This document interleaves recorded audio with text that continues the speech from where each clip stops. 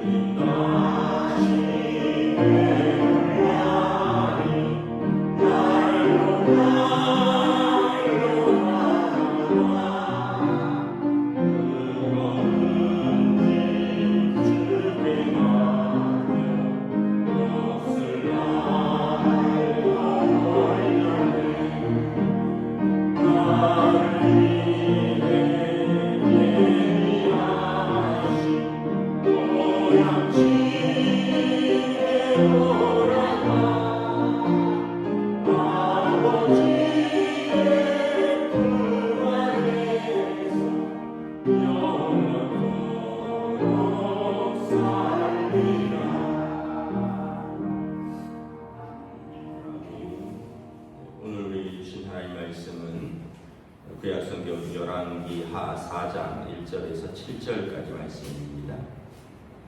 열왕기하 4장 1절에서 7절까지 말씀입니다. 다 찾으신 줄 알고 저와 여러분들이 한 절씩 교도하도록 하겠습니다. 열왕기하 4장 1절에서 7절까지 말씀입니다. 선지자의 제자들의 아내 중에 한 여인이 엘리사에게 부르짖어 이르되 당신의 종 나의 남편이 이미 죽었는데 당신의 종이 여호와를 경외한 줄은 당신이 아시는 바니이다. 이제 빚준 사람이 와서 나의 두 아이를 데려가 그의 종을 삼고자 하나이다 하니 엘리사가 그에게 이르되 내가 너를 위하여 어떻게 하랴?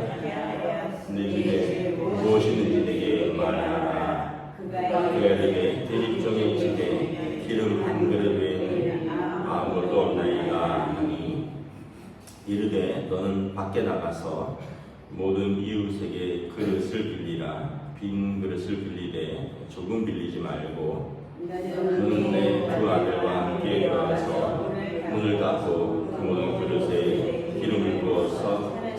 데로 옮겨놓으라 하니라.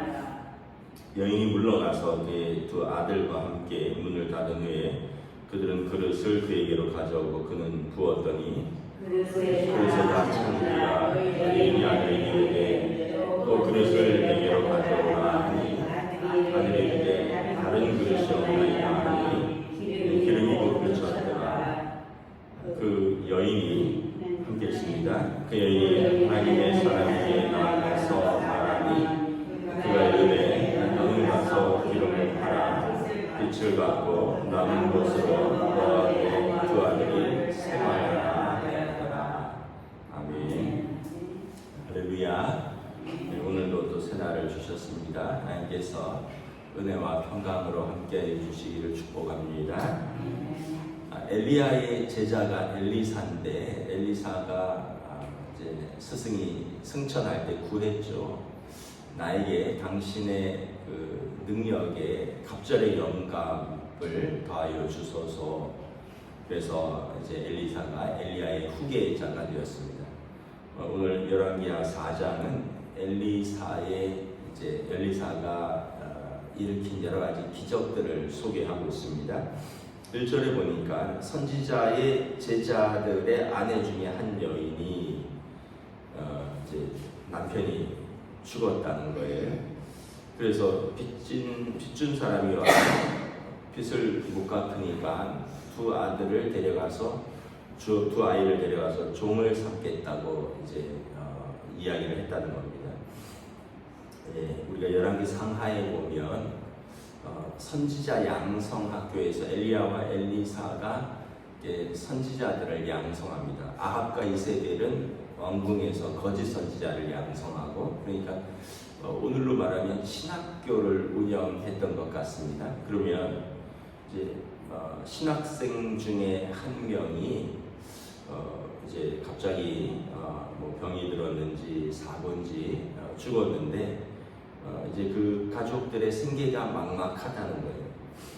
옛날에는 남편 가장이 이제 죽으면 그 집은 이제 가난해지는 거죠. 지금처럼 뭐 일자리가 있는 것도 아니고 또 여인들이 일을 하러 나서기도 어려운 형편이고, 뭐 지금은 어떻게든지 뭐 일을 할 수 있는 환경이 있는데 옛날에는 뭐 가난하니까 다 가난한데 일자리도 없을 뿐더러 여자분들이 일할 수 있는 또 환경도 아니고, 그러니까 이제 빚이 있는데 아이들을 종으로 데려가겠다고 한 거죠.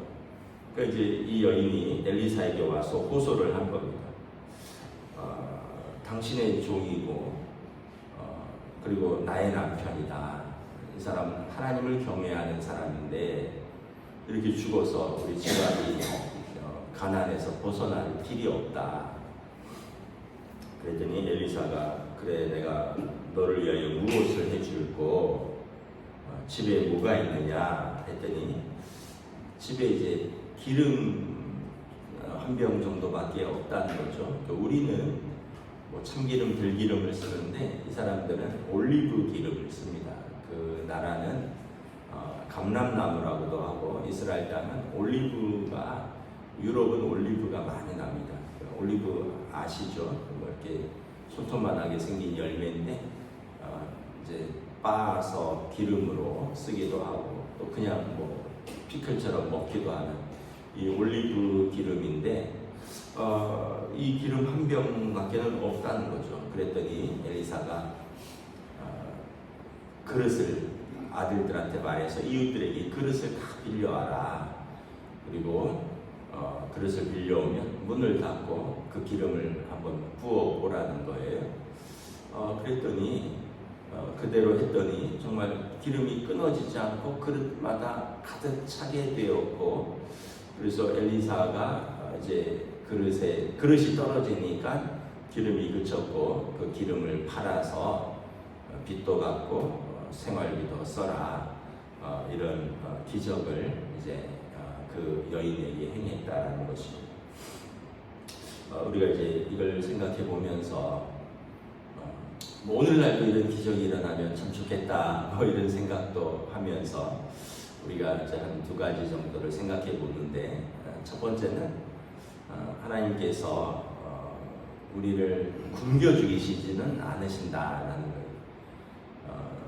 여러분, 남편이 하나님을 경외하는 자고 남편이 선지자의 학교에서 훈련 받다가 이제 죽었는데 하나님이 그 가족들을 외면하시겠느냐라는 거죠.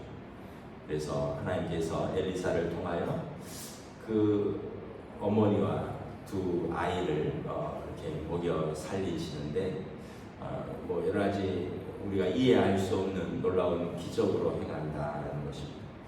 성경에 보면 예수님께서 우리가 일용할 양식을 위하여 기도하라라고도 말씀하셨고요. 또 일용할 양식 때문에 너무 걱정하지 말아라. 공중의 새를 먹이고 들의 백합화를 입히시는 좋으신 하나님께서 너희를 외면하시겠느냐 이렇게 말씀을 하십니다. 사실 뭐 우리가 이제 딱 옛날에는 정말 먹을 것만 가지고 걱정을 했었습니다. 당장 오늘 먹을 게 없었죠.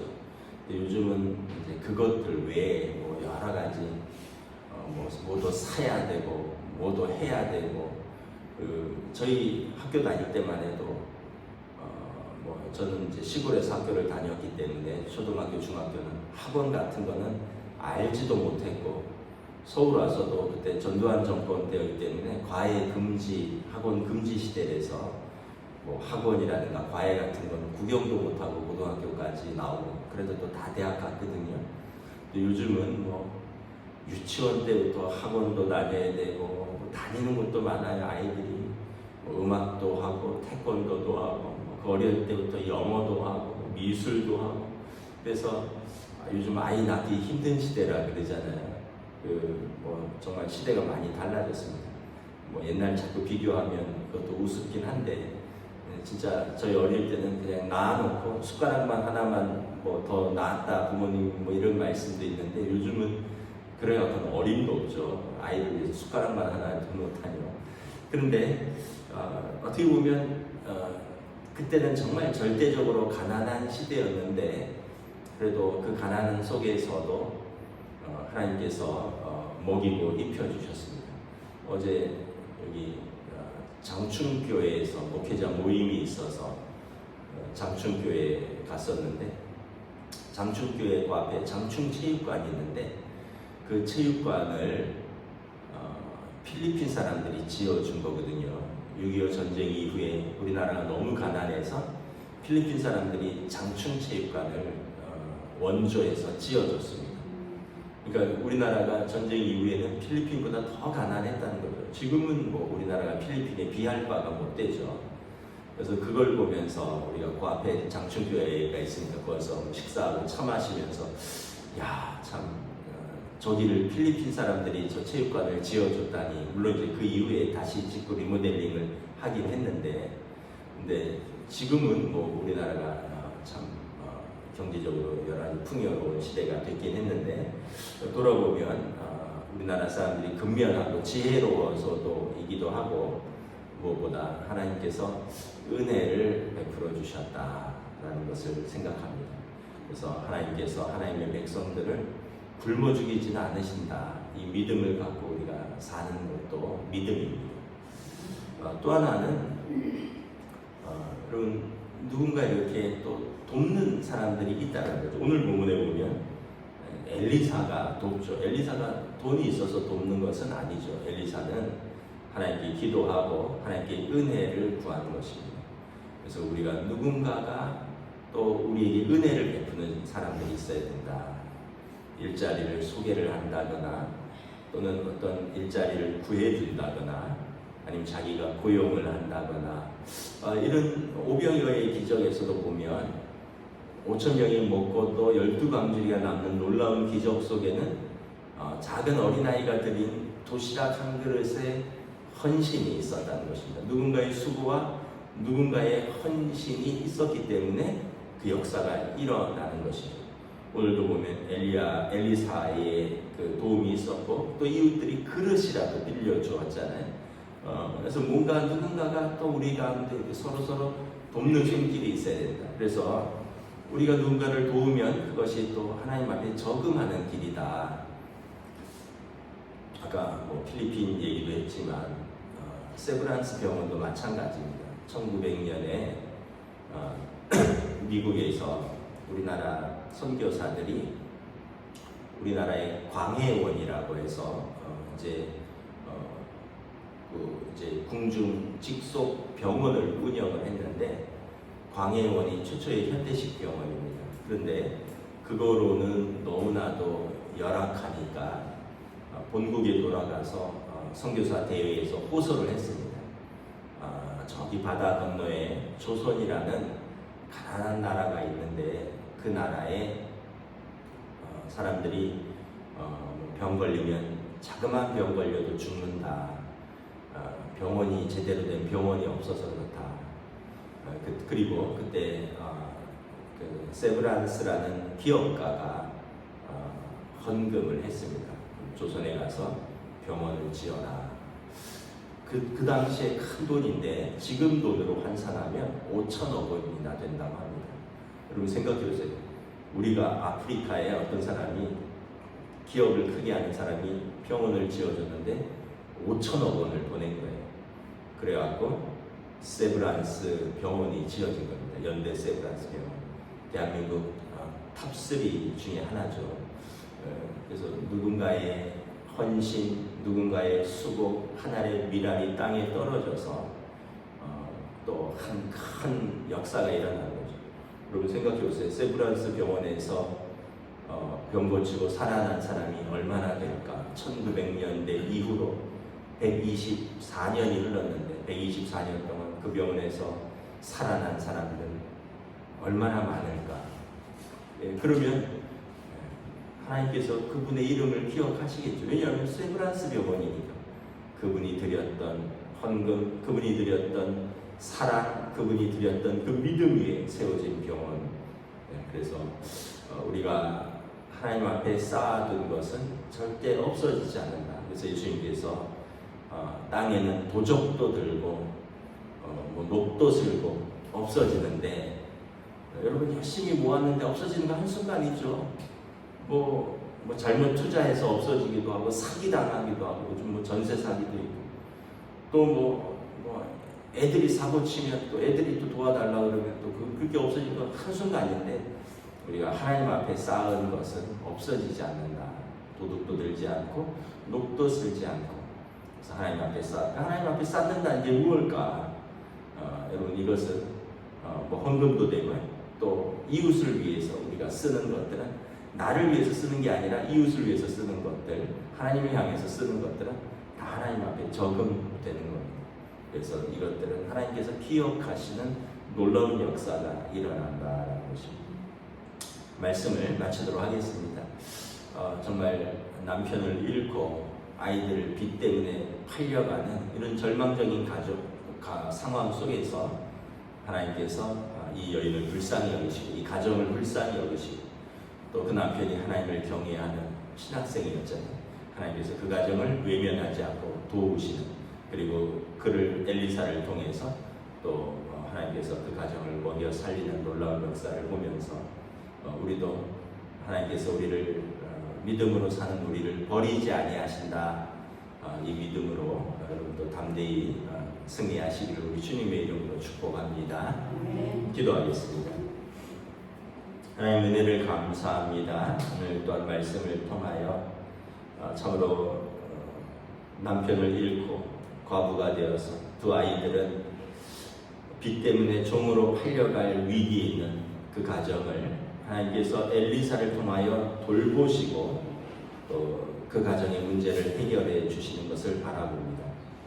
이를 통하여 하나님께서 하나님의 백성들을 돌보시고 또 지키시는 하나님, 예수님께서 제자들에게 너희는 일용할 양식을 위하여 기도하라. 우리가 기도할 때 우리를 외면하지 않으시는 하나님 아버지의 놀라우신 큰 은혜를 바라봅니다. 또한 그 가정을 돕는 데는 엘리사의 도움도 있었고 또 그릇을 빌려준 이웃들의 도움도 있었던 것처럼 우리가 이렇게 살아가는 데는 음으로 양으로 우리를 돕는 많은 사람들, 우리에게 은혜를 베푼 많은 사람들이 있음을 기억하고 우리는 늘 또 주신 은혜에 감사하고 우리가 기회에 있을 때 또 우리보다 약한 자들을 돕고 하늘에 또 쌓을 수 있는 믿음도 더하여 주시옵소서. 감사를 드리오며 우리 주 예수 그리스도 이름으로 기도드리옵나이다. 아멘. 하늘에 계신 우리 아버지 이름을 거룩하게 하시며 아버지 나라가 오게 하시며 아버지의 뜻이 하늘에서와 같이 땅에서도 이루어지게 하소서. 오늘 우리에게 일용할 양식을 주시고 우리가 우리에게 잘못한 사람을 용서하여 준 것 같이 우리 죄를 용서하여 주시고 우리를 시험에 빠지지 않게 하시고 악에서 구하소서. 나라와 권능과 영광이 영원히 아버지의 것입니다.